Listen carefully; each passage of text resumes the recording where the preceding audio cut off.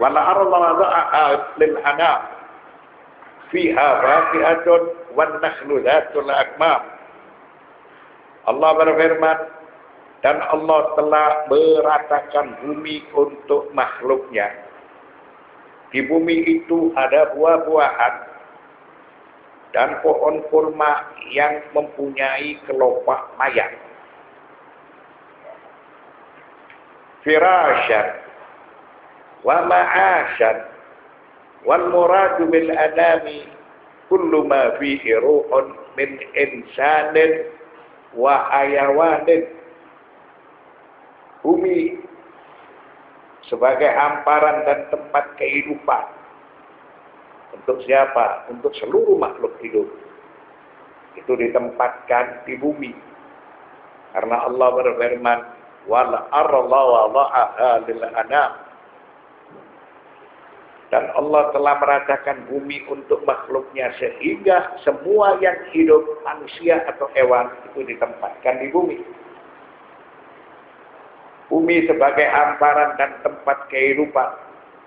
Maka maksud lafal al-anam yaitu setiap yang bernyawa, meliputi manusia dan binatang. Lalu di bumi itu didapatkan buah-buahan. Fiha faqihatun. Di bumi ada buah-buahan yang banyak. Selain dari buah-buahan, di bumi juga ada makanan dan minuman. Itu semua untuk kehidupan mereka yang hidup di bumi. Lalu Allah berfirman, wan nakhlu dzatul akmam. Dan pohon kurma yang mempunyai kelopak mayang. Dari kelopak mayang itu kemudian terbelah, mengeluarkan buah kurma. Ini juga menunjukkan kebesaran dia, keagungan dia. Apabila kurma-kurma itu sudah masak, maka kurma-kurma tersebut dia keluar dari kelopak mayangnya. Lalu mengapa Allah Subhanahu wa ta'ala menyebutkan secara khusus wan-nakhlu dzatul akmam, dan pohon kurma yang mempunyai kelopak mayang? Dari kelopak mayang itu kemudian terbelah mengeluarkan buah kurma. Disebutkan secara khusus karena pohon kurma merupakan tanaman yang favorit bagi bangsa Arab saat itu. Diberikan dengan contoh yang dekat supaya mereka tersentuh dengan kebesaran Allah, dengan keagungan Allah. Karena di dalam biji kurma itu didapatkan lapisan kulit. Lalu didapatkan di dalam kurma itu ada biji. Dan bijinya itu memberikan suatu karakter tersendiri. Merupakan kulit yang halus. Jadi itu semua bisa menyentuh kepada masyarakat supaya mereka meyakini atas kebesaran Allah serta keagungan Allah Subhanahu wa ta'ala. Jadi bumi sebagai hamparan, maksudnya bumi sebagai tempat kehidupan bagi yang bernyawa. Manusia hidup di bumi, binatang juga hidup di bumi. Lalu arti al-anam yaitu menjelaskan setiap yang bernyawa meliputi manusia dan binatang. Dan di bumi dikondisikan agar supaya mereka bisa bertahan hidup. Sehingga di bumi didapatkan buah-buahan. Selain buah-buahan di bumi juga ada makanan dan minuman. Lalu mengapa kurma disebutkan secara khusus? Wan nakhlu dzatul akmam. Agar supaya mereka tersentuh dengan kebesaran Allah Subhanahu wa ta'ala.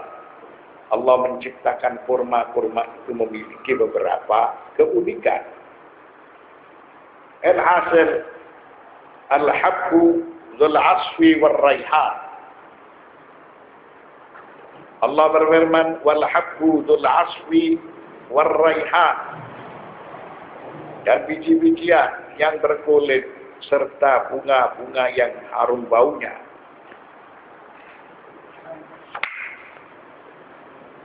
Al-habbu likutil insan wal asfu wa huwa waraqus syajari wan nabat likutil insan war raihanu lisyammi waz zina. Al-hab artinya biji-bijian. Biji-bijian diciptakan oleh Allah Subhanahu wa taala sebagai makanan manusia.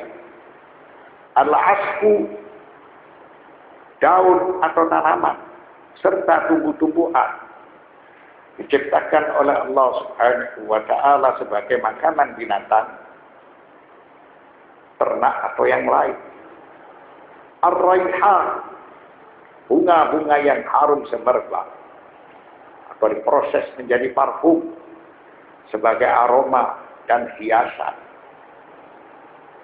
Baik itu berupa makanan, buah-buahan, begitu juga bunga, itu merupakan berkat yang diberikan oleh Allah kepada manusia atau diberikan oleh Allah kepada yang hidup di bumi.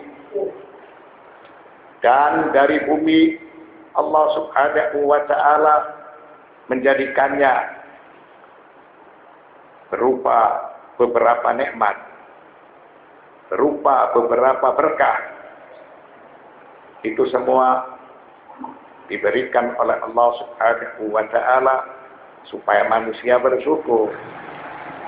Lalu mengapa mereka hidup di bumi berbuat kerusakan serta melampaui batas?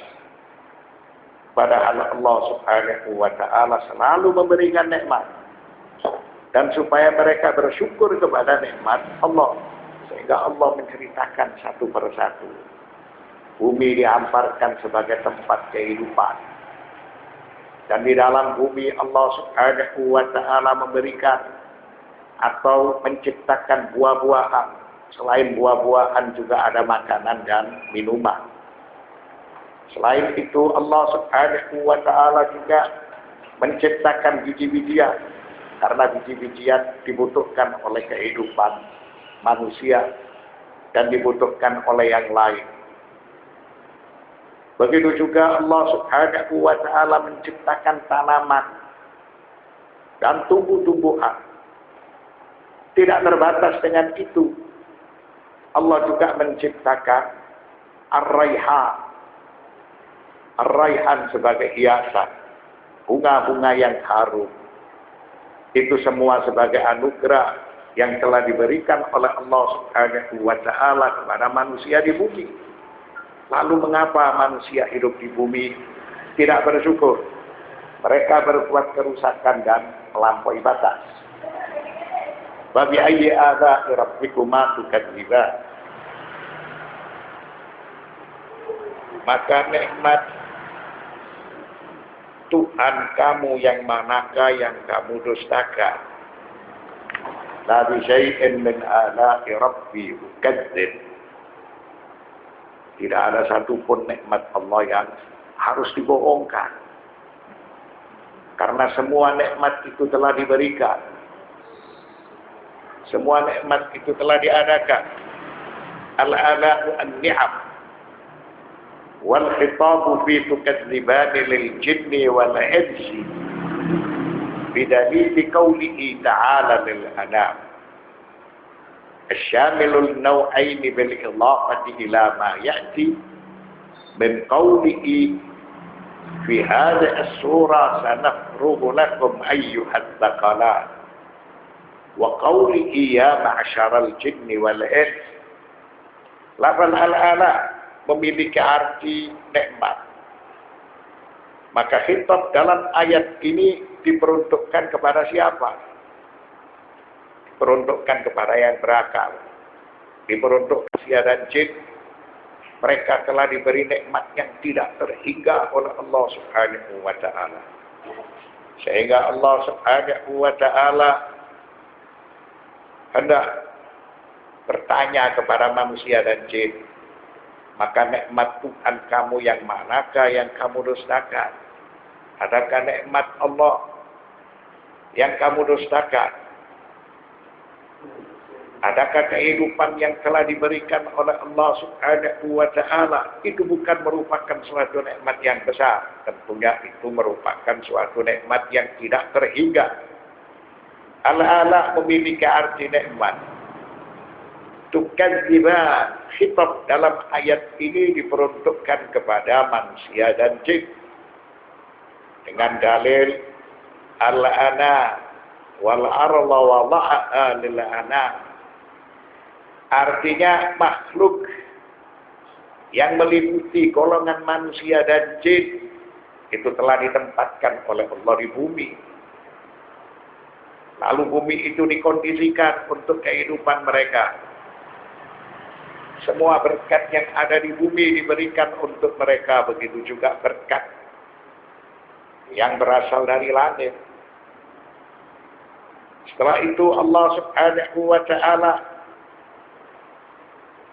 berfirman, sanafruhu lakum ayyuhaz tsaqalan, kami akan memperhatikan sepenuhnya kepadamu wahai manusia dan jin. Nikmat-nikmat itu kelak akan ditanya. Karena nikmat itu menunjukkan suatu kebesaran Allah, keagungan Allah. Apakah nikmat-nikmat tersebut disyukuri ataukah nikmat-nikmat itu diingkari? Allah berfirman dalam surat Ar-Rahman ayat 33. Fi qawlihi ya ma'syaral jinni wal ins, wahai golongan jin dan manusia. Setelah mereka ini diberi nikmat-nikmat oleh Allah Subhanahu wa Ta'ala, mereka diberi kebebasan penuh. Apakah mereka bersyukur ataukah mereka tidak bersyukur? Wal ma'na, hal yunkiru ahadun minal jinni wal insi syai'an minan ni'amil lati zakara Allah subhanahu wa kaifa yajhaduha wa huwa yataqallabu fiha wa yatamatta'u biha wa rubbama istazhara biha ala ibadillah. Jadi artinya, apakah seseorang dari golongan jin dan manusia mengingkari nikmat-nikmat yang telah diberikan oleh Allah Subhanahu wa Ta'ala, sehingga Allah menceritakan satu persatu nikmat-nikmat itu. Bahkan nikmat-nikmat itu tidak terhingga. Lalu bagaimana keduanya, manusia dan jin, mengingkari nikmat-nikmat tersebut? Padahal jin dan manusia selalu bergelimang di dalam nikmat Allah. Apakah mereka tidak tersentuh dengan keagungan Allah, dengan kebesaran Allah, lalu mereka patuh, tunduk kepada Allah Subhanahu wa Ta'ala?